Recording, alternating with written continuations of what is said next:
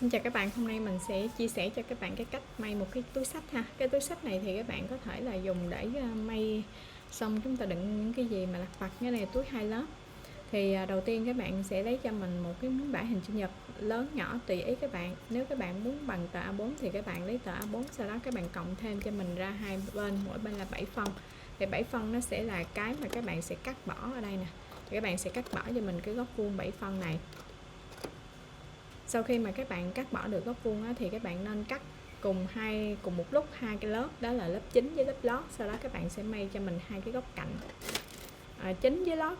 Với cái vỏ này thì không quan trọng cái nào chính cái nào lót, tại vì khi mình may xong là mình sử dụng được cả hai mặt luôn.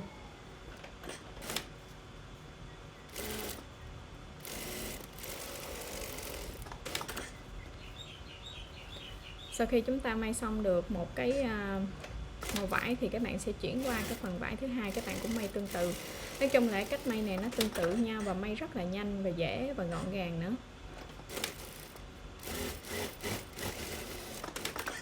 Sau khi các bạn may xong thì các bạn lấy cái góc chéo ha, các bạn may góc chéo cho cái phần thân. Và cái chỗ này á, thì nếu các bạn kiểm tra lại, tại vì cái này mình sẽ may mí hai đầu chung nhau, các bạn kiểm tra lại nếu mà nó không bằng thì các bạn cắt đi cho mình cho nó bằng hai đầu, hai cái đường bên góc đó, cho nó phải bằng với nhau thì chúng ta mới vô được cái túi cho nó bằng. Rồi các bạn may ngang góc cho luôn cả 4 cái.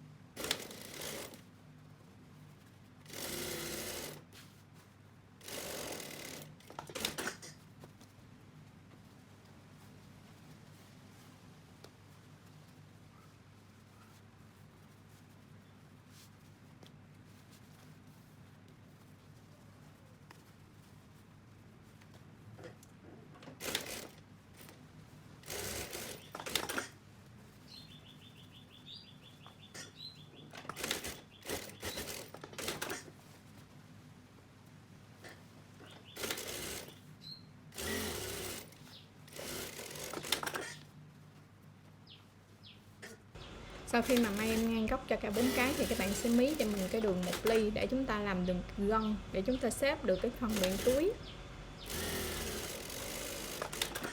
và cái đường dọc của cái phần thân túi luôn, theo cái độ lớn ý muốn của chúng ta. Ví dụ như ngay từ đầu mình nói với các bạn, nếu các bạn muốn là A4 thì cái đường gân này nó chọng lại, nó sẽ ra được cái tờ A4 nè.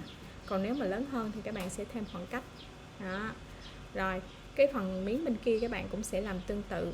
Các bạn thấy mình chọn cái góc thì khi mình xếp ra thì nó sẽ ra được cái hình thù mình mong muốn. Và cái miếng này nó sẽ là cái miếng dây để chúng ta làm giỏ xách, nó sẽ có độ lớn là 11 phân. Thì các bạn sẽ xếp cho mình làm 3. Rồi các bạn may mí hai bên thì chúng ta sẽ có được cái phần dây. Cái tiếp là các bạn sẽ đặt cái phần dây này vô trong cái phần túi và các bạn may xung quanh miệng túi để chúng ta hoàn tất. Chúc các bạn thành công với mẫu này nha. Cảm ơn các bạn đã xem và nhớ bấm like ủng hộ cho mình. Xin chào và hẹn gặp lại các bạn.